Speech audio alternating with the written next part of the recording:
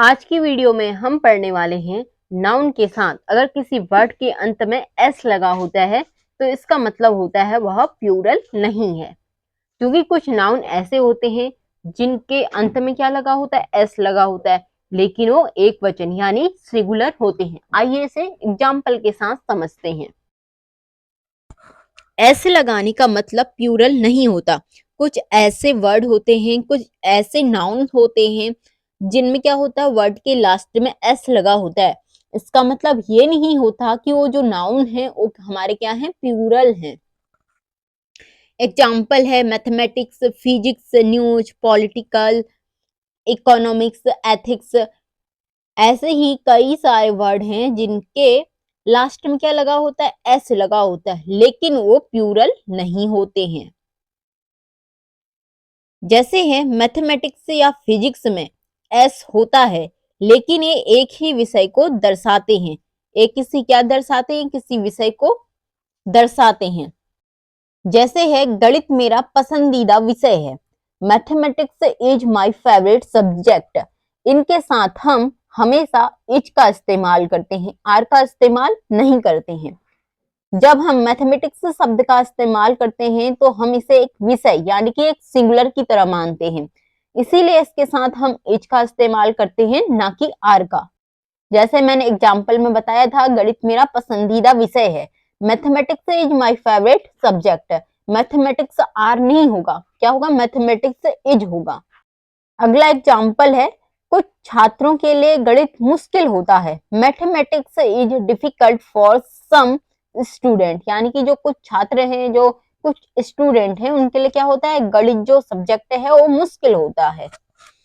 भले ही यहाँ पर जो मैथमेटिक्स शब्द है उसके अंत में एस आ रहा हो, लेकिन वो एक विषय को दर्शाता है, इसीलिए हम उस पर क्या लगाते हैं, इज लगाते हैं, ना कि आर का इस्तेमाल करते हैं।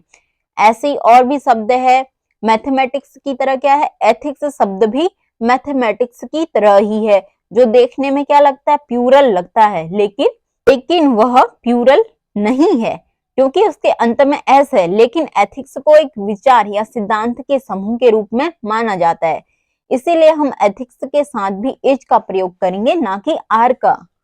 एग्जाम्पल है ethics is important in very profession. नैतिकता हर पेशे में महत्वपूर्ण होती है। इस वाक्य में एथिक्स एक विचार के रूप में माना गया है, इसीलिए हम यहाँ पे इज का यूज करेंगे, ना कि आर का। अगला रूल है, कुछ नाउन हमेशा प्लूरल ही रहते हैं। जो नाउन्स होते हैं हमारे, कुछ नाउन होते हैं वो हमारे क्या होते हैं, प्लूरल ही रहते हैं। जैसे हो गया हमारा scissors, sunglasses, trousers, thanks, people, children, headphones, ये सभी क्या हैं, ये सभी हमारे प्लूरल ही रहते हैं। ये क्या होते हैं, ये हमारे जोड़ों को दर्शाते हैं। जैसे ग्लासेस हो गई, ग्लासेस में कितने लेंस लगे होते हैं, 2 लेंस लगे होते हैं। इनके साथ हम आर का यूज करेंगे, ना कि इज का। अगला रूल है, अनकाउंटेबल नाउन के साथ हम सिंगुलर वर्ब का यूज करते हैं।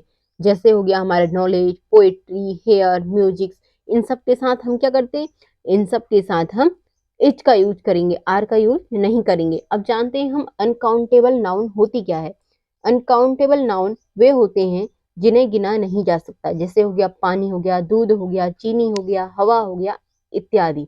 जो भी ऐसी चीजें हैं जिन्हें गिना नहीं जा सकता, वो किस में आती है, हमारी अनकाउंटेबल नाउन में आती है। इनके साथ हम इज का प्रयोग करते हैं, ना कि आर का, क्योंकि ये क्या होती है, इन्हें हम एक वचन मानते हैं। जैसे एग्जाम्पल है पानी जीवन के लिए आवश्यक है। पानी जीवन के लिए आवश्यक है, हम इसका सेंटेंस अगर इंग्लिश में बनाएंगे तो क्या बनेगा, वाटर इज इंसेंटिनल फॉर लाइफ। जो पानी होता है वो जीवन के लिए आवश्यक होता है। अगला एग्जाम्पल है शुगर इज स्वीट, यानी जो चीनी होती है वो क्या होती है, मीठी होती है। यहाँ पे हम शुगर आर का प्रयोग नहीं करेंगे, क्योंकि यहाँ पे वाटर क्या है, हमारा अनकाउंटेबल नाउन है, और शुगर भी हमारा अनकाउंटेबल नाउन है। अनकाउंटेबल नाउन के साथ हमेशा इज का प्रयोग किया जाता है। किसका प्रयोग किया जाता है, इज का प्रयोग किया जाता है। आर का प्रयोग केवल उन्हीं संज्ञाओं के लिए किया जाता है जिन्हें हम गिन सकते हैं, यानी कि जो बहुवचन होती हैं। क्योंकि अनकाउंटेबल नाउन को गिना नहीं जा सकता, इसलिए उसके साथ हम हमेशा इज का ही प्रयोग करेंगे, ना कि आर का। जैसे हमारे पास एग्जाम्पल है, पानी बोतल में है, तो हमारा सेंटेंस क्या बनेगा? हमारा सेंटेंस बनेगा वाटर इज इन द बोतल। अगला एग्जाम्पल है, किताबें मेज पर हैं, books are on the table, यानी कि जो किताबें हैं वो किस में है? वो मेज पर रखी हुई हैं। इनमें इन दोनों सेंटेंस में क्या अंतर है? वाटर क्या है? हमारा अनकाउंटेबल नाउन है, और बुक्स क्या है? हमारी काउंटेबल नाउन है। जब भी हमारे अनकाउंटेबल नाउन हो तो उसके साथ हम इज का प्रयोग करेंगे, अगर काउंटेबल नाउन हो तो उसके साथ हम आर का प्रयोग करेंगे।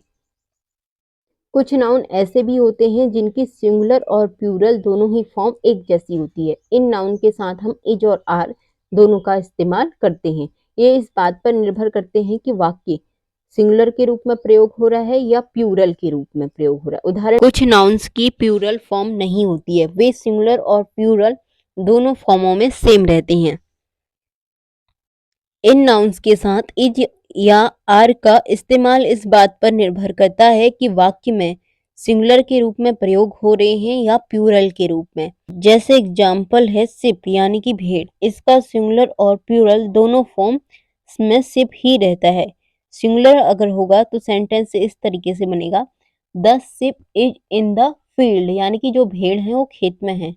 और प्लूरल फॉर्म में होगा तो भेड़ें खेत में है, the sheep are in the field, जो भेड़ें हैं वो खेत में हैं। जैसे एग्जाम्पल है डियर। डियर का अर्थ होता है हिरन। इसका भी सिंगुलर और प्लूरल रूप एक ही होता है।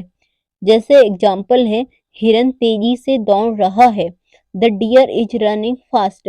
अगर इसका प्लूरल फॉर्म बनाना होगा तो बनेगा हिरन तेजी से दौड़ रहे हैं।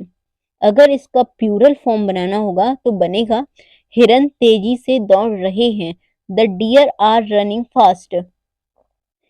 इसीलिए जब नाउन एक चीज को दर्शा रहा हो तब इज का इस्तेमाल होता है, और जब वह कई चीजों को दर्शा रहा हो तो तब हम उसके साथ आर का इस्तेमाल करते हैं।